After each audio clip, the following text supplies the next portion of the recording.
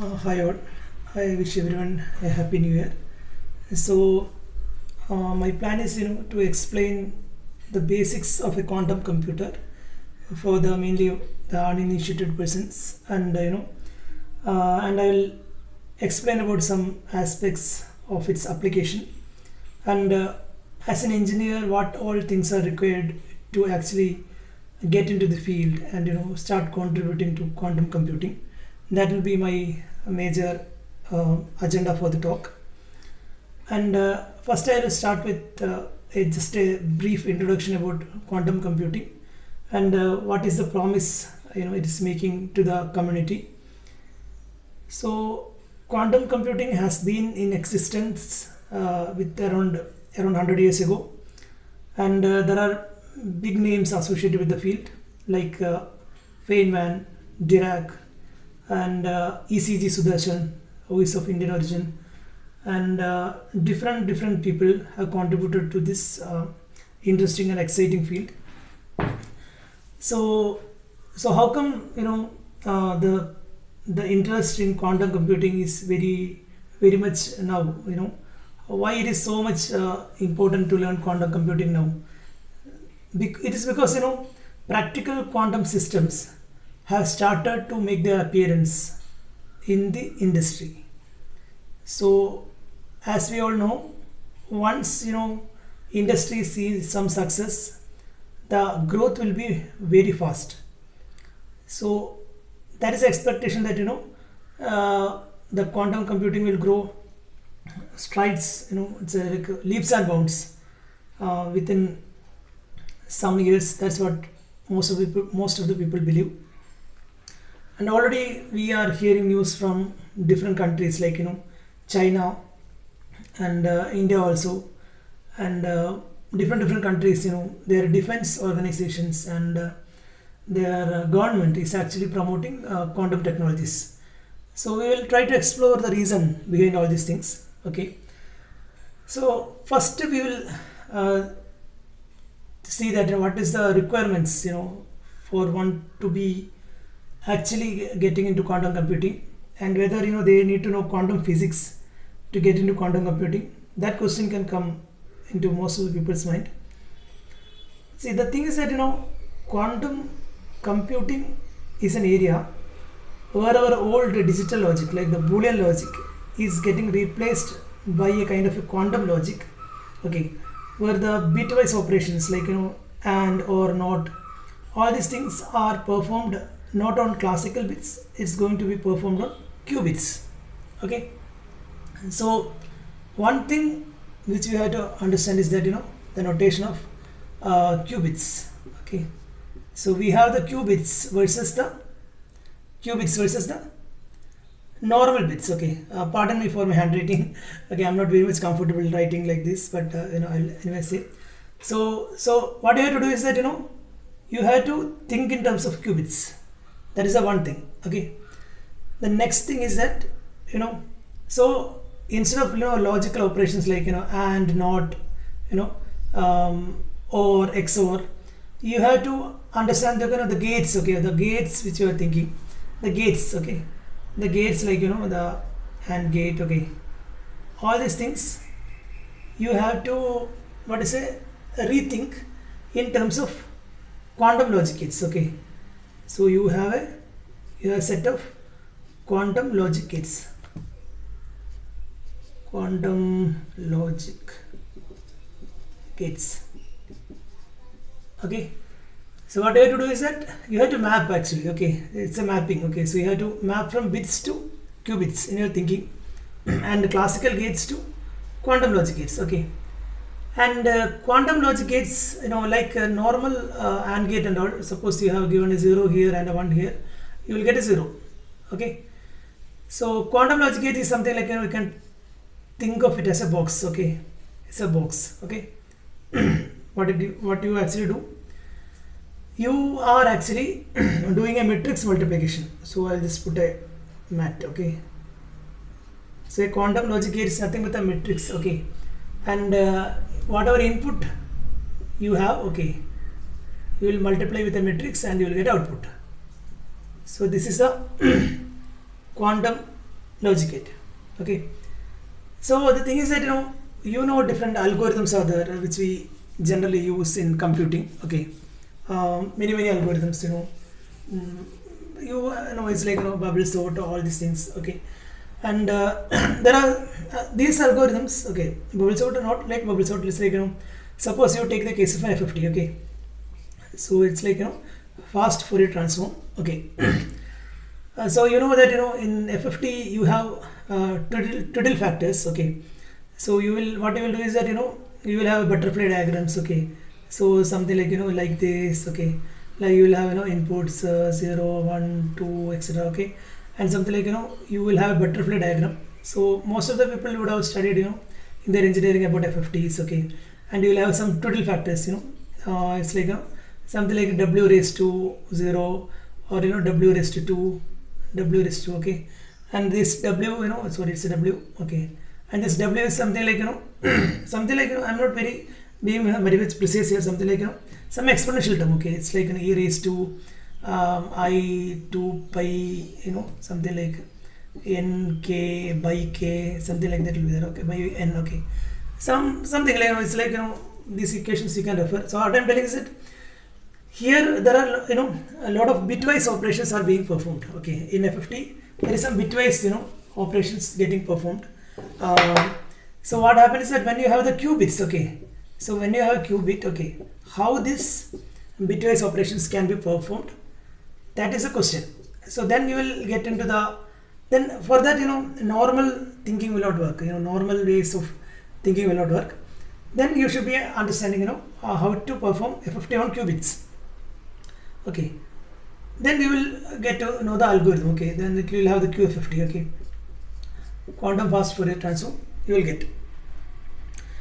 So the thing is that now you have normal life. Most of the devices are using FFT, and it's used across the industry. So when quantum circuits come, you will have to use quantum FFT. Okay, so that is one thing. Okay, so you have to adjust yourself, you have to mold your thinking according to that. And the power, okay, the quantum computer, okay, it has a lot of computing power. It actually adds a very large scale of computing power. Okay, so like classical things like what is it, factoring a large prime number. Okay, the factoring of a large prime. Okay, factoring of a large prime, factoring large prime. Okay, so factoring large prime. Okay, you for factoring large prime you require a lot of computing power, and it takes a lot of time. Okay, a lot of computational time to do that. But this with the quantum computing, okay, with the increased performance offered by the qubits, you can actually factor prime numbers very in a very short duration of time. So that actually will help someone, okay, whoever is the intruder. Okay, suppose you have you have the Alice, the famous thing. Okay, you have the Alice and you have the Bob. Okay, you have Alice and Bob. Okay, and you have the intruder. Okay, so they say it, I think, Eve. Okay, you have the Eve.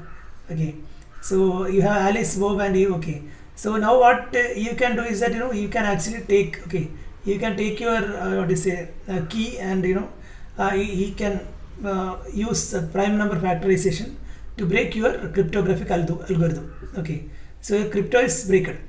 Okay, so this one is the core reason why defense, okay, defense and most of the countries are interested in this. One of the prime reason, because if crypto is broken, okay, if you are crypto, if your crypto algorithms are broken, then whatever communication between your field, okay, what is say, your soldiers and your field and your command centers. Okay, so it's like okay, say I will put as command center. Okay, CMC. Okay, this was joke. Okay, a CMC. So that communication, okay, that can be tapped into. Okay, so you can tap. Okay, and that is a disaster.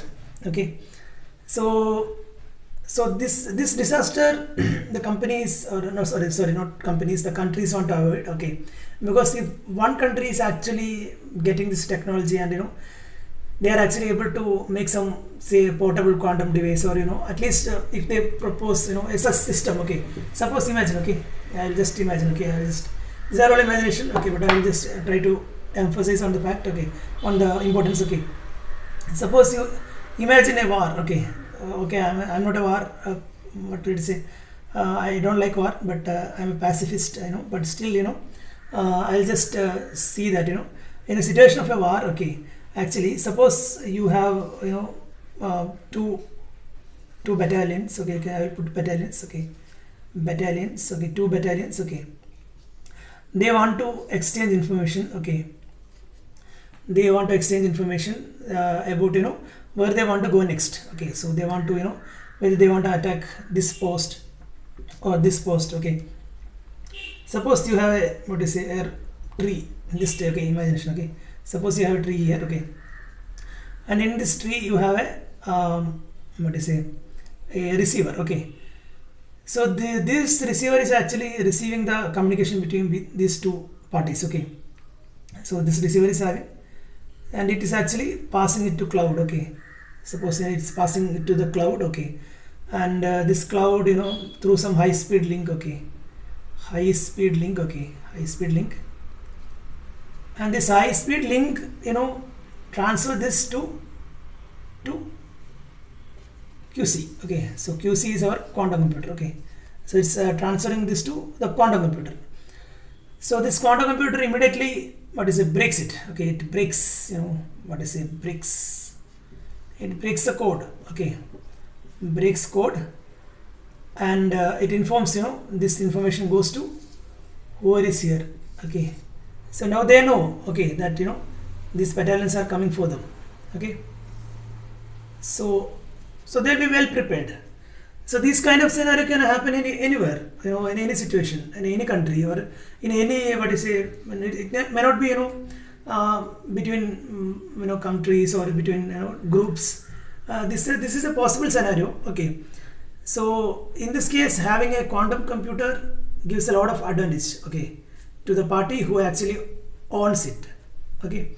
So that is a major reason why, all the countries, or whoever countries are aware, and they want to utilize it and prevent the situation, they are going for this, okay. So I just I just mentioned about the promise of quantum, okay. Now the thing is that, what is the ecosystem, okay, which is required for quantum, okay. I will mention about two fields mainly. Majorly people, they are not much thinking about this, but I will just inform it, okay. So one thing is, I think Creo, okay, I think Creo, maybe my spelling, maybe whatever I am, it's like, cryo-electronics, okay. So cryo-electronics is a thing which actually enables the setup, okay. So it's like, the setup which actually drives the quantum computer currently, okay. So this is a quantum computer, okay. So you have the setup. So this setup is actually driven by cryo-electronics. So cryo-electronics, like, okay, then before mentioning about cryo-electronics, I should actually mention about superconductors, okay. Most of the people know about superconductors. So the superconductors, okay, superconductors are required for maintaining the quantum bits, okay. So supercomputer is required for the qubits. So how it goes is like, for sustaining the qubits you need the superconductor and related physics. So sustaining the superconductor you need the cryo-electronics, okay. And in a setup with cryo-electronics and microwave pulses, okay, and different, microwave pulses, okay, I will put mu wave, okay, okay. In a setup with microwave, okay, maybe I should put it more clearly. I will put downside, okay. Pardon for handwriting, it's like, I'm in an awkward, position to write, but still I'll just write it this way, okay. You have the mu wave, okay, the microwave. So people study, I think, microwave, thinking that, oh, where I will use it, etc., etc. There are some, I have seen, some people don't actually like microwave, but microwave is going to play a key role in quantum computing in the future. So the microwave and the cryo-electronics, okay. So microwave and cryo-electronics will drive the superconductor setup, this setup for the quantum computer, and the quantum computer, inside quantum computer you will have the qubits. So this is going to be the scenario. okay, in the future, or at least in the research area, these things are getting worked out. Okay, so what I have told you, I have told you the promise of quantum. Okay, and I have told you an important applications in a real life scenario which may happen or may not happen, but still, it's like, it can possibility of happening is there. Then I told you about the setup. Okay, now just imagine, okay, suppose you are a student. Okay, so what things you should actually know if you want to actually understand about quantum computing. Okay, so it's a personal list. Okay, so first thing I will tell that you should have a logic. Okay, logic, little bit into logic. Okay, I'll say logic. It can be digital logic. Okay, so you should know something about digital logic. Okay, then second thing is that you should have understanding about it's like my major concern is about students. Okay, so when they are studying the microwave. Okay, they should actually understand microwave, the pulses, how the power, how much power is transmitted, and you can imagine like something like oscillators, all these things. Okay, and what is a klystron, magnetron, these things if you understand, that's good. Okay, now the next thing what is required is that okay, I'm being a little bit unconventional here by drawing like this, but still I'll say, okay, one is the logic and then microwave. Okay, then the other thing which people should understand is that math.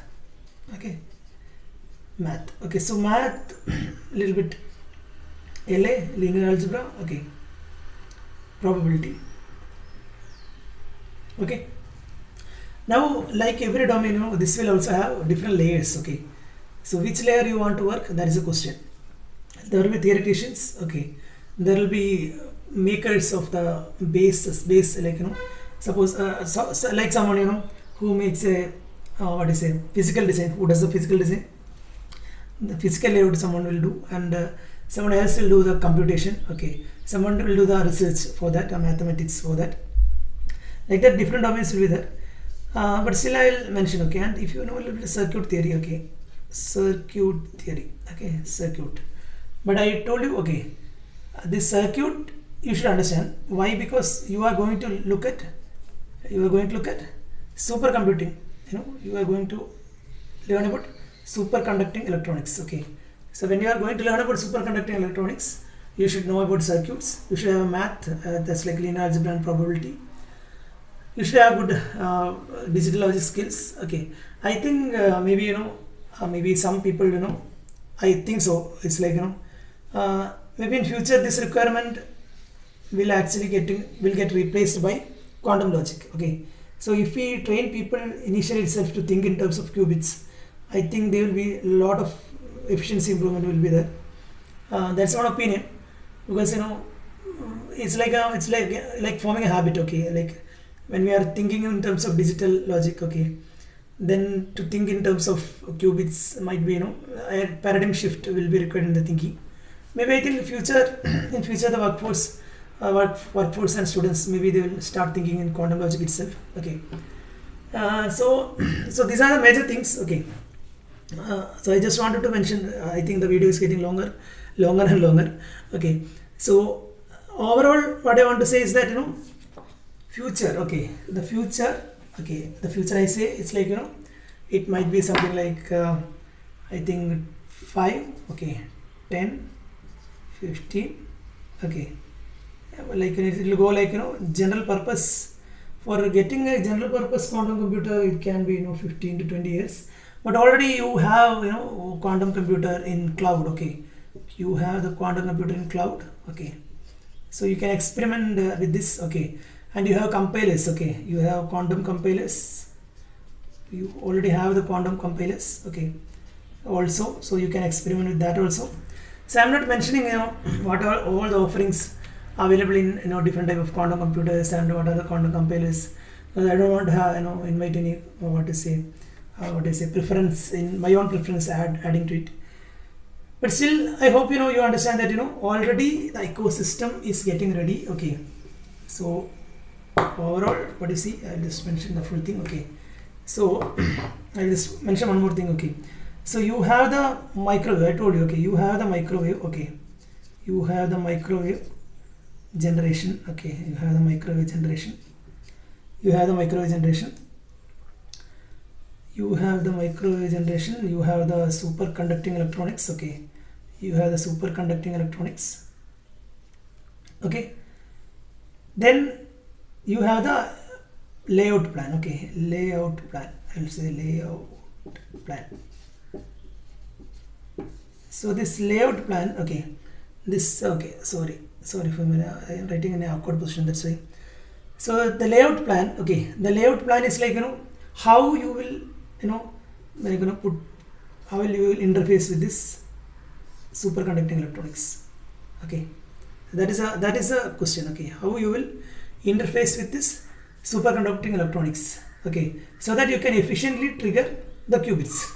Okay, and efficiently trigger and sustain the qubits. Okay, so this microwave generation and superconducting electronics, the layout is very important. So there are different schemes for that. Okay, and in the quantum computer, okay, you like everything, you will have a quantum compiler. Okay, you will have a quantum programming language. Okay, I put a quantum lang. Okay, you will have a quantum programming language. Okay, I'll wipe it out. Okay, I'll just mention the software ecosystem. Okay, the software ecosystem will be something like this. Okay, so you have quantum language. Okay, you have the quantum language. Okay, the Q language, I'll mention it. You will have the quantum compiler. So Q compiler will be there. Okay, you will have the Q compiler. So you have the quantum language, the Q compiler will be there. Okay, and this, like we know, see, what happens is that in normal compilers, okay, whatever high level language, whatever we are writing, that will be converted to machine language instructions, bits 0 and 1, and it will be used to trigger the switches. It will be used to on and off the CMOS or transistor based switches. Okay, switches means it's like it's internally they are acting as switching devices. So but quantum compute language, okay, so you have a high level quantum language which is converting this quantum language using quantum compiler into a series of instructions. Okay, these instructions, okay, I'll just put as inst. These instructions will actually control your coupling scheme. Okay, coupling means the microwave interacting with the superconducting electronics. Okay, so this coupling with the superconducting electronics. Okay, and the superconducting electronics, inside that qubits, the superconducting electronics is the place where your qubits live. Okay, here is your what you live, qubits. Okay, the qubits, okay, I'll mention, I'll just wipe it up. Okay, so just imagine this. Okay, so the qubits, okay, the qubits